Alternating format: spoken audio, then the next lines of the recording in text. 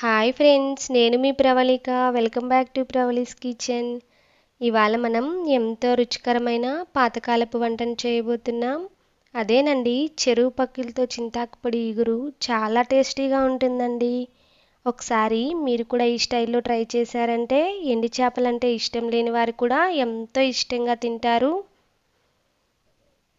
ఇప్పుడు ముందుగా చిన్న నిమ్మకాయ సైజ్ అంత చింతపండును నానబెట్టుకుందాం.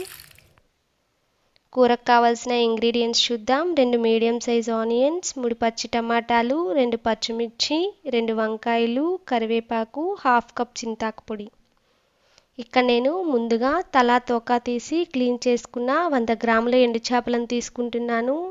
ఇప్పుడు వీటిని గోరువెచ్చని నీటితో 1 నిమిషం పాటు నానబెట్టుకొని శుభ్రంగా క్లీన్ చేసి పక్కన పెట్టుకుందాం. ఇప్పుడు స్టవ్ ఆన్ చేసి కడాయి పెట్టుకుని 2 టేబుల్ స్పూన్ల ఆయిల్ యాడ్ చేసుకుందాం. ఆయిల్ హీట్ అయ్యాక కొద్దిగా ఆవాలు, మెంతులు, సన్నగా తరిగి పెట్టుకున్న ఆనియన్స్, పచ్చిమిర్చి వేసుకుని ఆనియన్స్ గోల్డెన్ కలర్ వచ్చే వరకు ఫ్రై చేసుకోవాలి. ఇప్పుడు కొంచెం కరివేపాకు, ముందుగా తరిగి పెట్టుకున్న టమాటా, రుచికి సరిపడా ఉప్పు, కొద్దిగా పసుపు యాడ్ చేసుకుని లో ఫ్లేమ్లో ఫ్రై చేసుకోవాలి.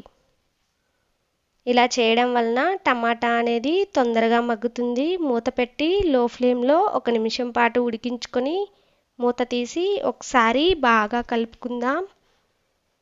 ఇందులోనే ముందుగా కట్ చేసి పెట్టుకున్న వంకాయ ముక్కలను కూడా యాడ్ చేసుకుని ఒకసారి కలుపుకొని మూత పెట్టి 2 నిమిషాలు లో ఫ్లేమ్లో ఉడికించుకొని ముందుగా క్లీన్ చేసి పెట్టుకున్న ఎండు చేపలను కూడా యాడ్ చేసుకుని రుచికి సరిపడా కారాన్ని వేసుకొని మొత్తం బాగా కలిసేలా కలుపుకొని మూత పెట్టి మరొక 2 నిమిషాలు లో ఫ్లేమ్లో ఉడికించుకొని ముందుగా నానబెట్టుకున్న చింతపండు రసంతో పాటు కొద్దిగా వాటర్ కూడా యాడ్ చేసుకుని బాగా కలుపుకొని 5 నిమిషాల పాటు మీడియం ఫ్లేమ్లో ఉడికించుకున్న తర్వాత హాఫ్ కప్ చింతాకు పొడిని కూడా యాడ్ చేసుకుని పొడి మొత్తం వాటర్లో బాగా కలిసేలా కలుపుకోవాలి.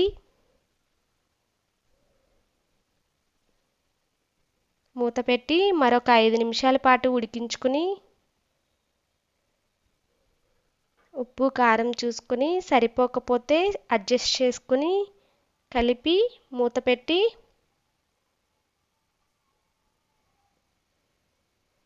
పులుసు కొంచెం దగ్గరికి వచ్చాక ముందుగా ప్రిపేర్ చేసుకున్న మెంతులు, ఆవాల పొడిని వేసుకొని కూర మొత్తం కలిసేలా బాగా కలుపుకోవాలి.